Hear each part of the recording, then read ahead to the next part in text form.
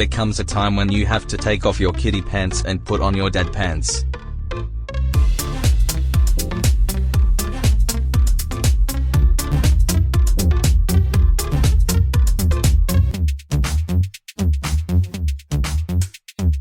Yes, being the best dad you can be. That's what this podcast is about. And also, it's about what to expect when you suddenly realize you're going to be a dad. It's a long journey. Let's say that from the start, because when you find out that you're going to be a dad, you're going to be a dad for the rest of your life. So my name's Stu, and with me talking about dads and the experience of being a dad is Monty. Hi, Monty. Hi, Stu. How you doing? I'm going okay. Thank you for asking. That's now, all right. You're here because you're going to be a dad. I am. And I thought you might have some advice for me and we could go on this journey together. Yeah. Now, if this were an American podcast, it'd probably be some sort of round of applause and whooping. Yeah. But congratulations to you. Thanks, man. Yeah. So this is going to be a podcast series talking about Monty's journey to fatherhood. I'm going to answer any questions he has and try and give him some advice. We're going to talk to some other people about parenting. And at times when maybe I can't provide all the answers, we have a panel of experts, the Pants Panel, who are going to come in and solve all the problems for us. They're experts, really, in dadness.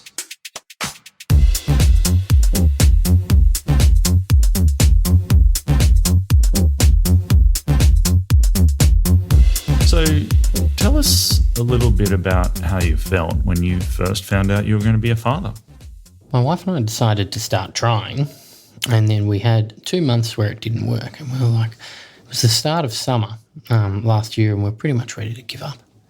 And I was like, well, when I say give up, I was like, we were going to give up for the summer. We were like, screw it, we like drinking, both of us, too much, so let's give up for the summer, and we're done. After 2 months? Yeah, well, we started at a bad time.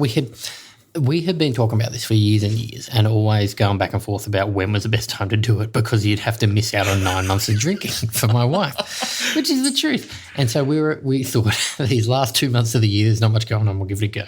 Is she going to be happy with you talking about her priorities in that way? Yeah, I think it's fine. We just won't use her name. Wait. They'll know who she is, but either way. So we tried twice, didn't happen. We're like, I think you go through a range of emotions because I think immediately we were like, I'm a little older. I was 34 when we were trying. I was like, well, shit, no, we're done. Can't do it. It's not going to happen. 2 months in, I'm like, this is it. Did you really think that? Yeah, I think I don't know if I did think that or if it was just kind of it was definitely there in my head. It's not going to happen. It was definitely in her head as well. Then we were thinking, okay, well, we'll stop over summer and we'll talk about it more and come back to it.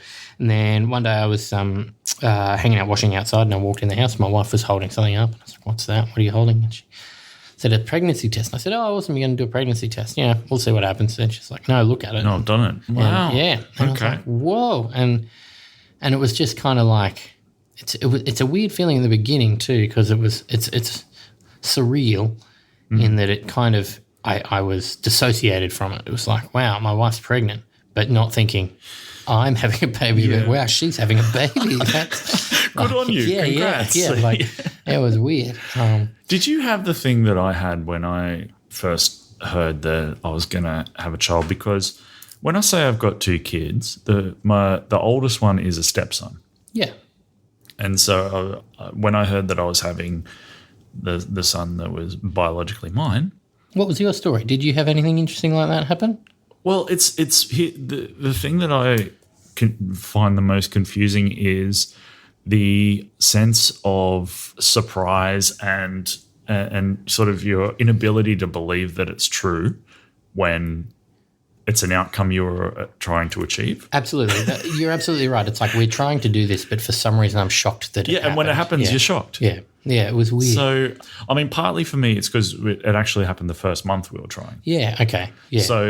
So maybe my shock was more about how fast it happened. Yeah. But it was still, the majority of it felt like the shock of, oh, this is real. Isn't it funny? I think there's a difference between making that decision to try and it happening. That there is, you can go so far in your mind, but you can't go to that next bit. And it's like, as soon as you find out, you're like, whoa, there's that next bit. I didn't expect that. I'd be interested to see whether that's a fairly common thing when people find out they're having kids. So, well, maybe when we have people on, we can ask them about when they first found out and stuff. We might ask the pants panel that question. That's a good idea. It'd be good to put to the pants panel. But I personally thought the pants panel were going to be called the dad panel. Well, I was going for alliteration. Yeah, pants panel. That's good. Yeah, dad danel doesn't work as well. Not so good.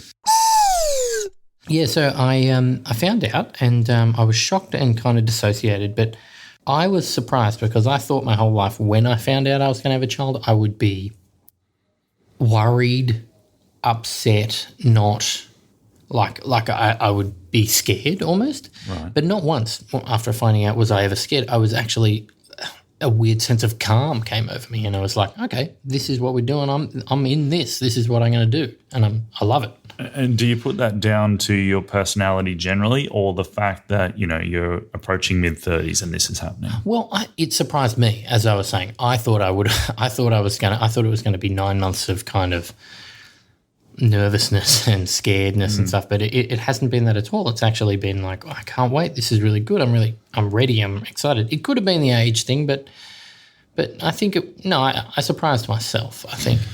So why are we doing a podcast about this? What do you want to achieve here with all this? I want to learn a bit more for myself, but I also want to educate guys out there and let people know that there's room to talk about being a dad, and there's lots of elements to it that I'm going to find out about and things we can talk about. There's I want to know how to deal with when she first goes to high school and, meets boys. I want to deal with that first time she goes to... It's probably later down the track. But yeah, but like there's all-encompassing, and I want to be able to talk about it with lots of other guys, and I want other guys to bring their questions, and I want to be able to talk about just being a dad. And I want to go to heavy things, but I also want to go to light things. Apart from sort of chart your journey and kind of answer questions and talk about issues around being a father, I just think there are elements of fatherhood we can celebrate. Absolutely. Lawns, the appreciation of a good lawn. Something the pants panel and I associate with dadness is regularly checking your internet speed. Love it. Like it's an issue that you need to keep right on top of. Two of my dad mates, when I was telling them I was going to have a kid, they were like, "That's great. We should start talking about hedge trimmers, not hedge whippersnippers." I was like, "What do you mean?" Like, "You'll know." Yeah. I was like, and then soon I found myself in Bunnings looking for a whippersnipper, and they were like, "Yeah, we told you." So I think the other one you can change out from checking internet speed is if you have solar panels on your house, checking how much energy you've generated That's that day. fair. I'm a lot more concerned about the bins than I used to be. Oh, yeah, go on. Tell us more about that. Just like putting the right stuff in each one and making sure they're out at the right time and eyeing other people's bins off. What do you mean? Well, they haven't put theirs out properly on the street? Properly on the street's one, but no, my area's pretty good for that, but more like, my bin's got a bit of a wonky wheel. I wonder why that guy's bin's has not got a wonky wheel. Maybe I should steal his bin. Oh, okay. Yeah. I don't know if that's good. But I think I found myself paying more attention to house-related bin stuff. Okay, fair enough. Yeah. And do you think the trying to make sure that you're definitely putting the right things in the right bins is about wanting to preserve the planet now that your progeny is going to be on it? Yeah, there must be a bit of that, the progeny planet kind of vibe. There's a bit of alliteration for you, progeny planet. I noticed too a lot of things changed in my view of stuff. This will help with some of this stuff is that I know I'm having a baby girl. So that's why I can some of these views. So just after I found out, there was a lot of stuff in the newspapers about how private school boys were treating girls and what was going on in Parliament. I found myself paying a lot more attention to that than I would have before. And really? Yeah. Okay. So if I can read between the lines there. Go on. Do you feel that the fact that you're having a girl could help potentially make you a better person than if you maybe were having a boy, where you might just go, well, I don't need to learn anything new or adjust my viewpoint at all. I'm just going to teach them what I know. Yeah, I think you're right. I think it can make me be a better person and will make me make some different choices and make sure that and try and make people around me be better too. Just try and, in general, be better. You don't have to look me in the eyes so distinctly when you say that. I'm doing my best. You're doing pretty good.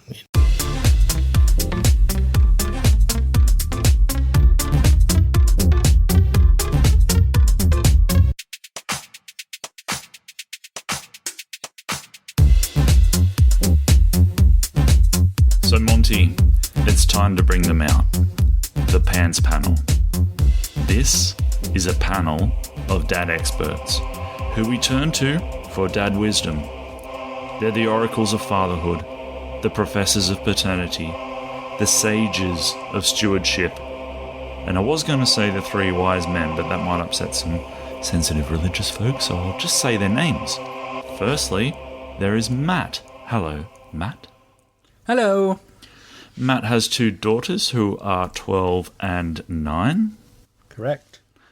And then there is Rich. Hello, Rich. Good evening. Rich has a daughter and a son, and his daughter's 5 and his son is 3. Also correct. Oh, good. I'm going well here. And then there is Ben, Good evening. who we will try to call Ben, but we'll probably call Wigo immediately and you'll get confused who we're talking about.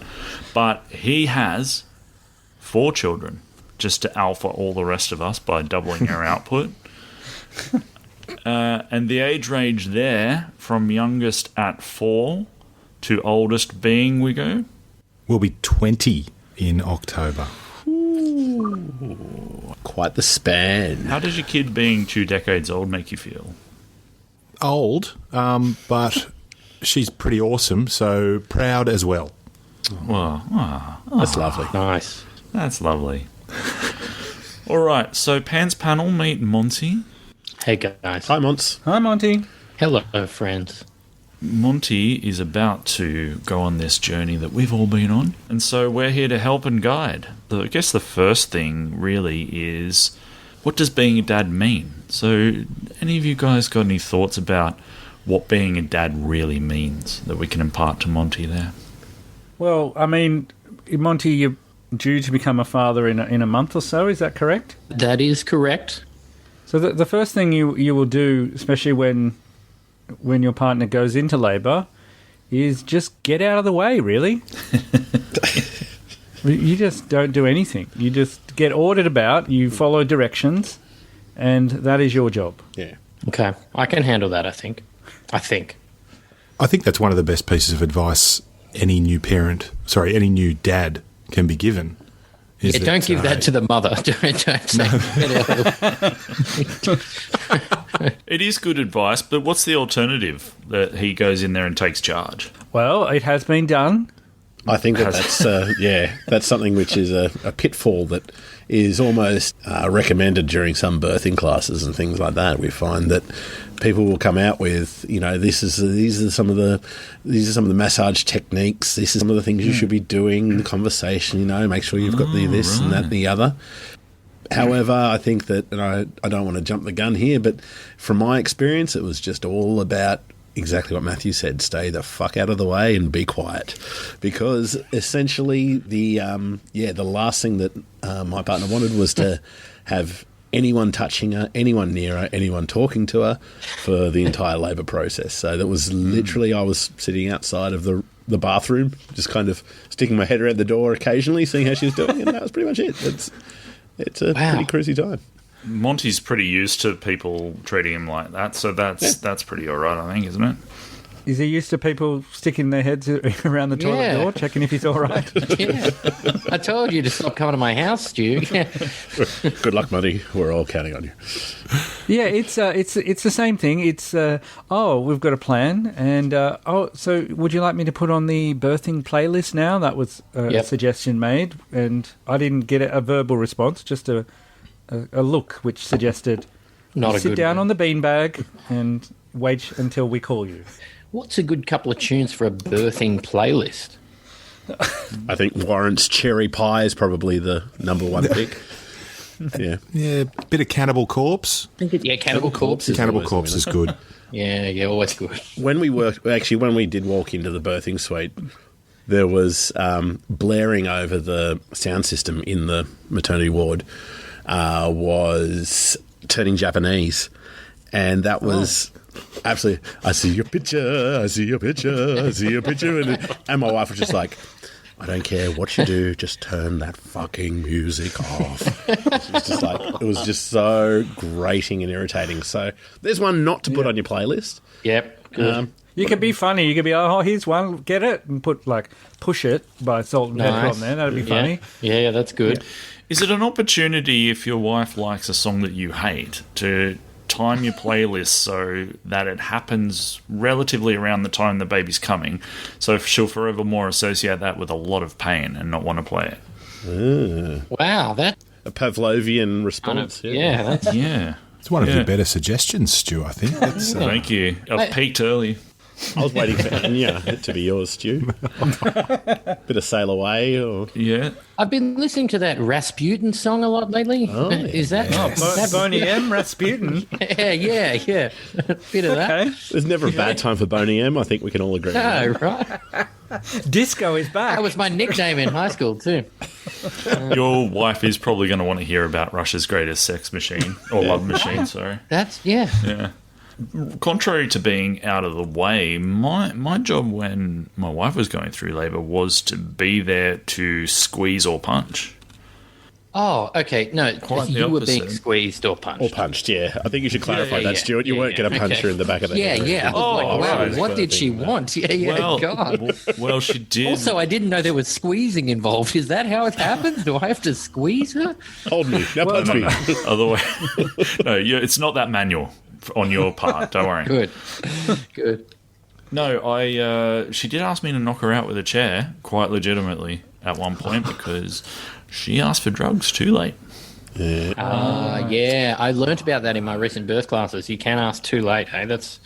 That would suck a bit. Yes. Well, just to give you a little bit of insight into what happened when my second child was born, my wife asked for drugs, within the proper time period, but there didn't seem to be a doctor available to actually give them to her. Oh, okay. So- In a hospital. In a hospital, correct. He was off doing something else at that particular time and just so happened to make it, Yeah. but then couldn't actually find the right spinal positioning. And yeah, it got real interesting. So just keep that in mind as well, Monty. So you may want to just smack the big red button early, the one that says "Give me the drugs." Yeah, Smack that button as soon as you walk in the door. It's not something they tell you in the birthing class, but to go in and say, "Are there any doctors here today?" Yeah, is probably a good move, maybe a yeah. good idea. Well, it was the anaesthetist that was the issue. I like the idea of him downstairs playing air hockey and no one's thought to look in the recreation room. That was a really interesting part of the whole experience, though, was the minimal interaction with doctors. Like, we basically... Was it mainly receptionist based? Well, no, it was all the midwives. So, it was all... Yeah, midwives, so we didn't see any doctors at all, I don't think. Or maybe, I think that Tony might have been examined afterwards, and then we had the audiologist with the hearing check and stuff like that. But other than that, we had no doctors whatsoever involved in the process. It was all midwives. That sounds good. That sounds like a good... It was awesome. Yeah, I like this. Absolutely, yeah. This isn't a complaint at all. I think but we were incredibly lucky in that situation that we were able to do that without any intervention, of course. But I think it's good. I think they were still there in the background, but there was just no need for it, so we didn't see them. So it wasn't quite what I was expecting, but yeah, it was a good thing, definitely. Just to go on again with the you are there to be punched or squeezed. My wife, and we might get in a bit more detail with things during pregnancy, but for some reason my wife asked me to grow a beard when she was pregnant the first time. And I realised pretty quick into the delivery that I think her reasoning for doing that was so she could grab onto it and twist while she was going through contractions. Well, better your beard than... Yeah. Good point. Yeah. All right. Well, can I bring up... So that brings me to something that's happened. Hang on. Before you move on... Isn't there, there's probably more to be kind of worked out there, isn't it? Like, why a beard particularly? Why not just pull your arm hairs or something, Have you ever tried to grab a handful of arm hairs? Have you seen Matt's arm hairs? Yeah, that's true. I'm very fair. You're well spotted, Wiggo. Yeah. I'm very fair. I wouldn't have the arm hairs to grow. I'm not a very hairy individual. No, not much chest hair going on. So maybe that's why. I think that's very intriguing, yeah. with that in mind, so that's something that changed during your pregnancy. She asked you to grow a beard, and then it turned out with that scenario. Something that's happened with my wife recently that, is a new pregnancy thing is this week only it started. She wants to only watch best film Oscar-nominated movies. She's never wanted this in her life. Do you think somehow this will come back to haunt me on the birthday? Will she start reciting lines from Nomadland at me? Like, what does that mean? Is she going to ask you trivia questions while she's giving birth? Maybe that's it. I don't know how that'd help her. What sort of gear would she watch ordinarily then? Is it just essentially a step up in quality, and we're striving for excellence now? There's been no real desire to watch films in the past till pregnancy. Yeah, well, I can't bloody blame her. Film industry's gone to shit, isn't it? Biggest movies of this year: Mortal Kombat and seen it, loved it, and Godzilla vs Kong. Seen it, loved it. Yeah, stupid movie. But they're the biggest films this year, though. Like Anyway, separate podcast that. Not like Nomadland, that kind of artsy one that won the thing. Are you just talking about? Yeah, well, successful in terms of money. Yeah. Yeah. Oh, successful money-wise, are they? Wow. All right, maybe I should see them. Not art house pregnancy films. Turn, didn't it? Yes, this took a quite film-related turn. That was my fault. I apologise. So maybe what you've got out of this podcast so far is, during the delivery, just start talking to everyone about films, the midwives, and hey, what did you think of Nomadland? Have you seen it? Maybe that'll take her mind off it. Yeah, 2012 was Argo. That's good. What do you think? Yeah, I think it's some of his best work. The King's Speech. How did that win Best Oscar? I'm not quite sure. Let's talk about that. Over the Social Network? Godfather or Godfather 2? Which one do you really think was more deserving?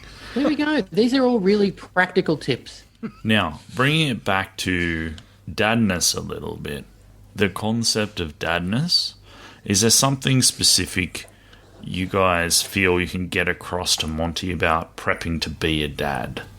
Can I just offer something up? It's being a dad, it's no longer about you, it's about pretty much everyone else. And the last vestige of anything being about me as a person was when my wife was going to labour with our third child, or with my third child, was that they were prepping her in the room because she was going in to have a Caesar, and they put in the cannula, and I got faint. So That's right. They actually sent in 5 nurses to deal with me while she laid there about to get cut open, and everyone basically forgot about her because I fell over. Yeah. And she was looking for a doctor. They couldn't find any because they were carrying you out. Exactly. And that was the last time it was all about me. Wow. And my timing couldn't have been better. Wow. But there's my offering to you, Monty. Thank you. It's no longer about you. Thank you. That's great to hear. 5 nurses. That's a lot of nurses. Ben is 6'5". Yeah. Oh, okay. That helps to know that. Yeah, okay. I understand. Wow. Well, they just didn't have particularly brittle nurses at that hospital that day. Yeah, I think, Monty, the thing, yes, it's no longer about you, but I think what you need to avoid, something to avoid rather than something to do, is don't brag to people about doing bugger all, I guess. Ooh, okay. Because nothing is more annoying than a new dad, and this is a true tale of a new dad saying to his wife, you know what, I'm going to go and sleep in the spare room to give you your space at this time so you can feed our child in the middle of the night without me in the way. I think we do need that clarification there, Matthew, that when you were saying stay out of the way, that is purely for the birthing process, not for the child rearing process. Yeah. Once it's out, that is all hands on. You're constantly. Back in the constantly.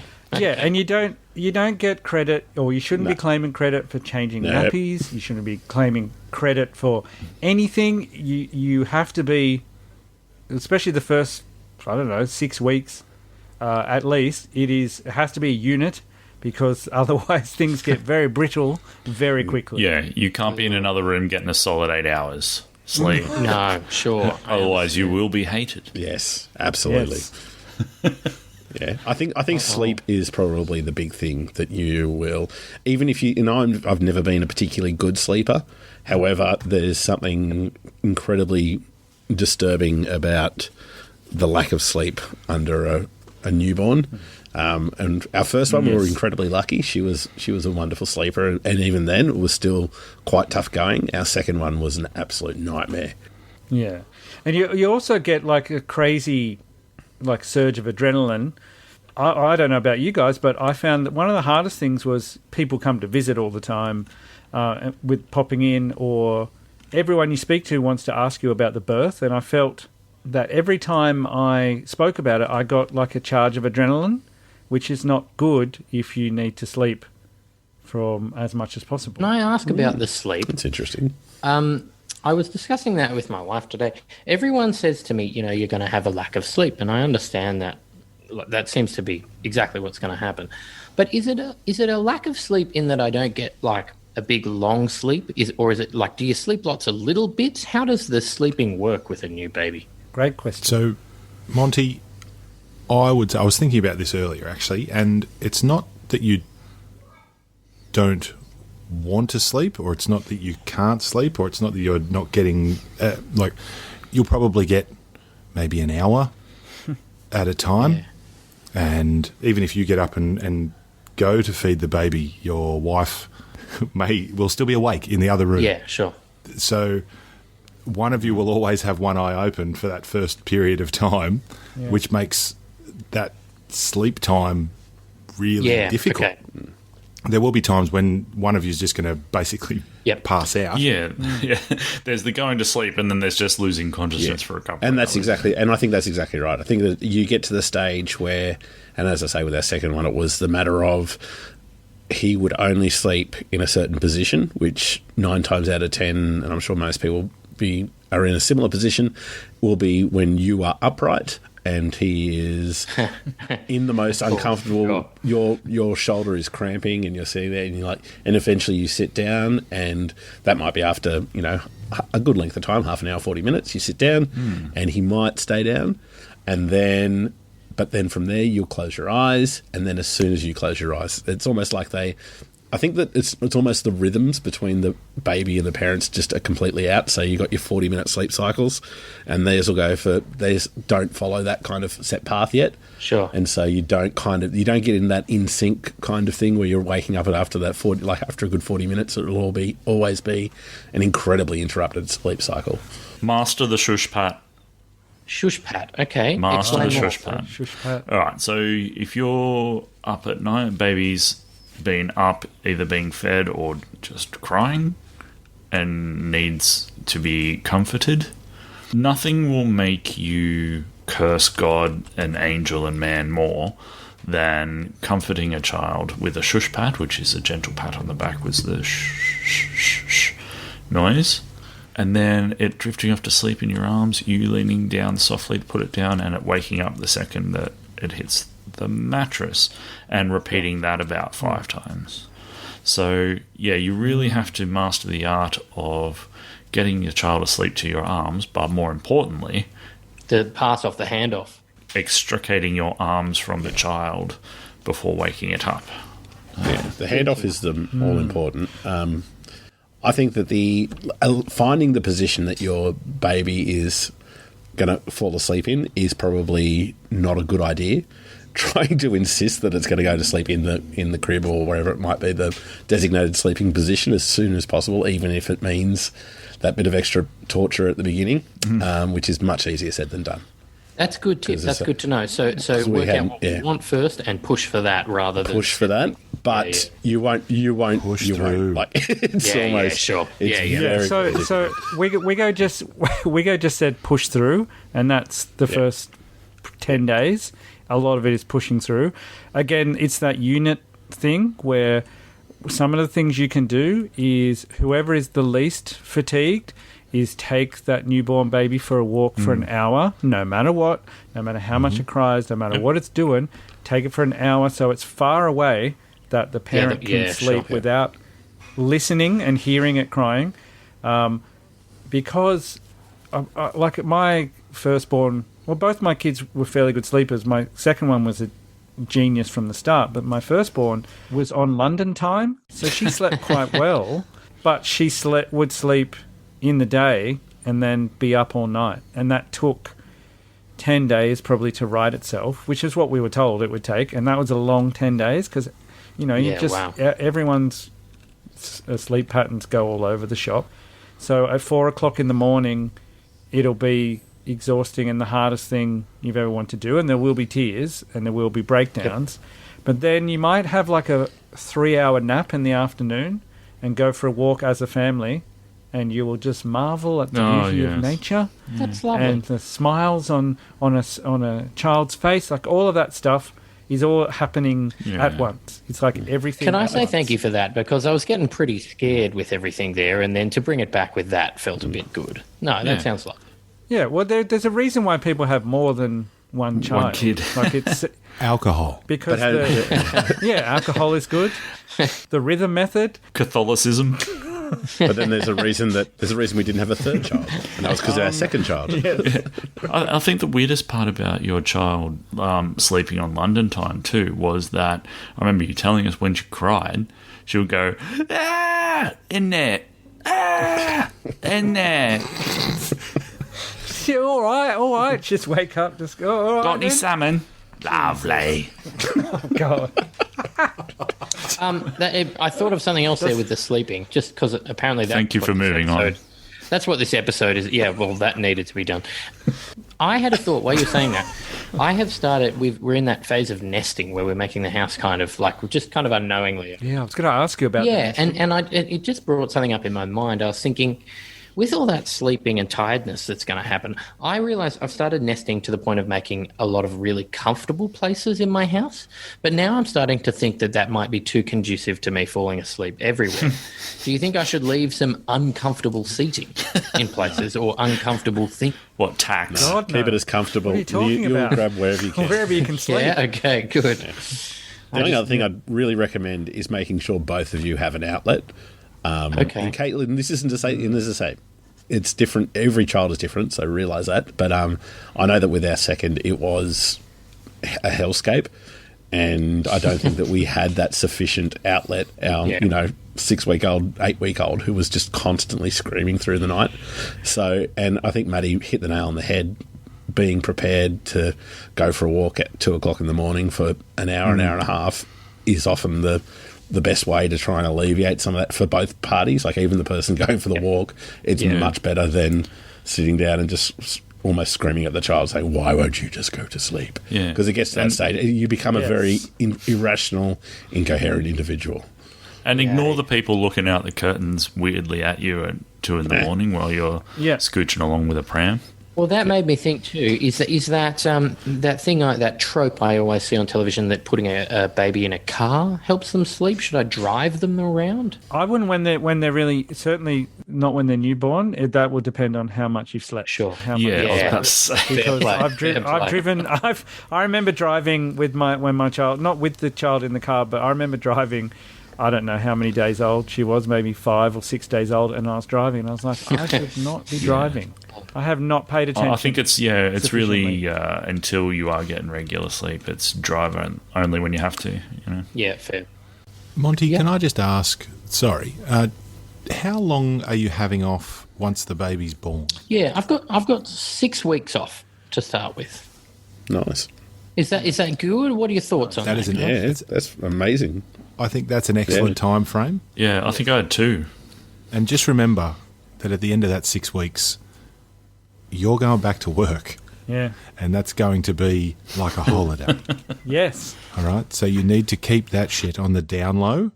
All right? Work your butt off for that 6 weeks because the holiday's coming, all right? Whatever happens, you're going home. Oh, you wouldn't believe the shit fight there. I hate it. So many crying babies. Wrong. Everyone. No one was sleeping. What can I do? I had to drive two of my co-workers around all afternoon.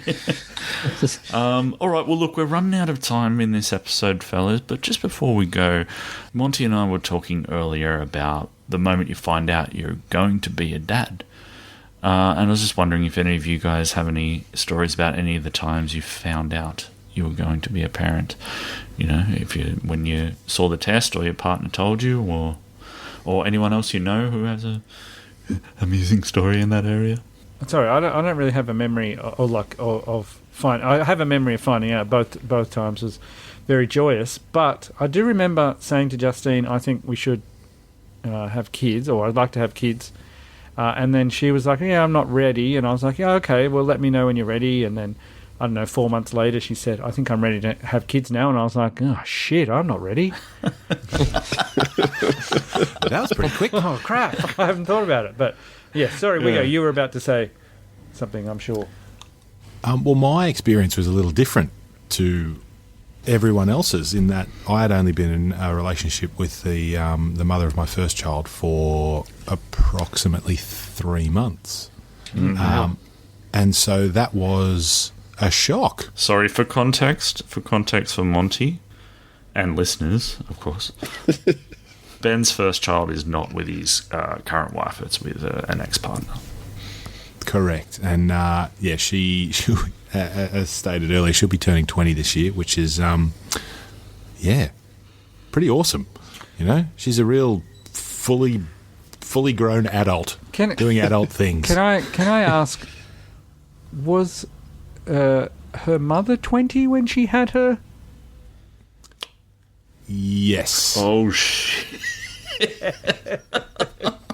Why'd you have to go and do that? Oh, I don't know. I just thought of it.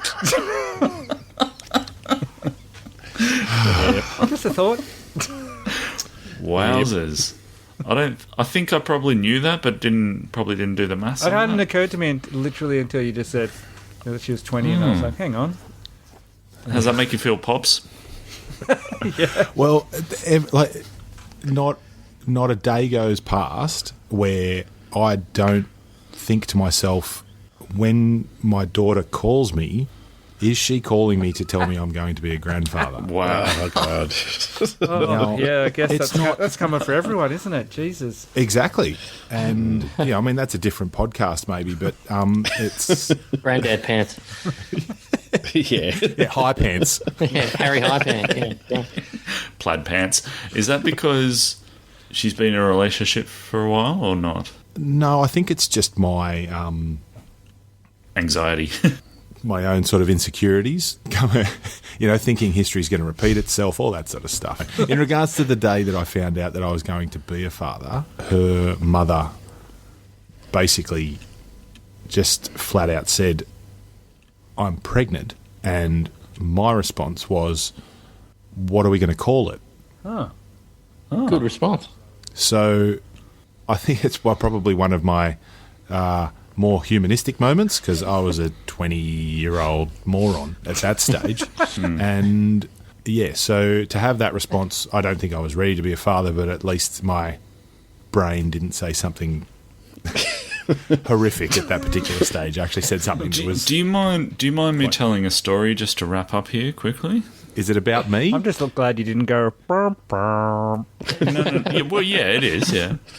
Yeah, go. So, Monty and anyone who may be listening, you may appreciate this.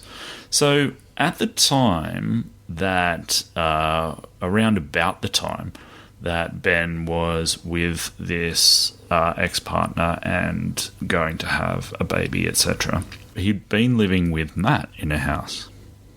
So, Ben had to move out and went and lived with this partner, but... Is this okay to tell, Ben? Yeah, go for it. Okay. Oh, dear. But for how long? Couple of weeks? Matt? Oh, I'd say, at least 6 weeks.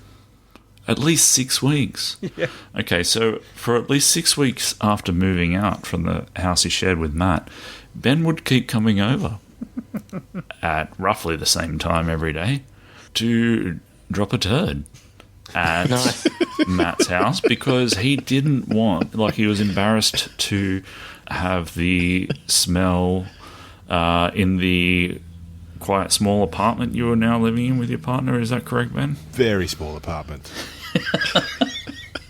There weren't enough matches in the world. It sounds like you're like someone, a naive young person these days would go online and ask the question to like a chat group or something of like, my girlfriend just found out she's pregnant. Is it safe to near her in the early stages of pregnancy? But you know, I'm being a bit of a prick 20 years later because I probably would have been exactly the same. You know, I would have, you know, gone to a park probably rather than my... When you say you're being a prick, what's wrong with that? I think that all sounds pretty... I think it indicates just how early in the relationship it was, too. Yeah. If you can't shit in front of them, but you're going to have a child together, that's an interesting scenario. Sure. Well, I miss my friend as well. Yeah, but... Oh, really? All right. You meant the toilet, of course. Let's just pause there and go, he missed his friend. How you going, Manny? All right. Into the bathroom. All right. Flush. See you later. Bye. Yeah. Yeah, I don't remember Matt saying that there was much conversation. What about this here? I think this changes everything for me. How far were the two dwellings from each other? 10 minutes. Okay, that makes it easier. If it was 45 minutes, it's weird. For 45-minute flight. I moved to Wollongong. Right. Matthew was living in Newcastle. yeah, there you go. That makes it weirder. All right, Pants Panel, thank you so much for your help. Monty, I hope you feel more enlightened. More enlightened. We'll see everybody next time.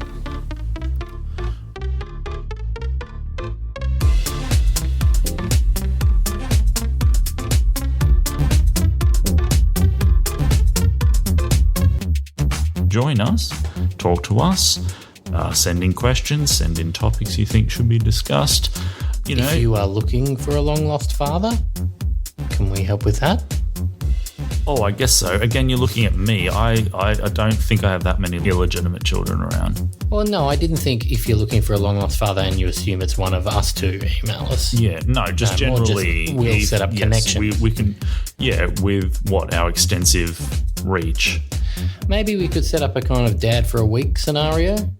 All right, we're probably we need to workshop some of this stuff before we start talking about it on the pod. Yeah.